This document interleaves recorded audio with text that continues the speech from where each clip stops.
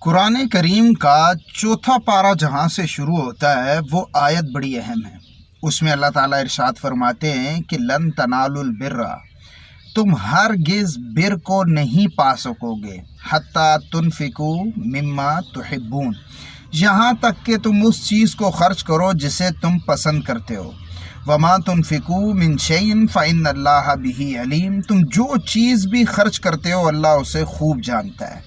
دوستو، بر سے مراد یا تو نیکی ہے، بر سے مراد یا تو جنت ہے، بر سے مراد یا تو اللہ تعالیٰ کی وہ رضامندی اور وہ خوشنودی یا تقویٰ کا وہ معیار ہے جو ایک مسلمان کو حاصل ہونا چاہیے۔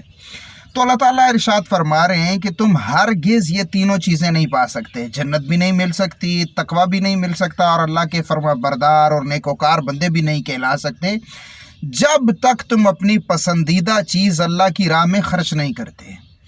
اور کہا تم جو کچھ بھی خرچ کرتے ہو نا، اللہ جانتا ہے کہ یہ وہی پسندیدہ والی ہے یا نہیں۔ تو اگر آپ نیک بننا چاہتے ہیں، اللہ کے فرما بردار بننا چاہتے ہیں اور جنت کا حصول چاہتے ہیں تو اپنی پسندیدہ چیزیں اللہ کی راہ میں خرچ کریں۔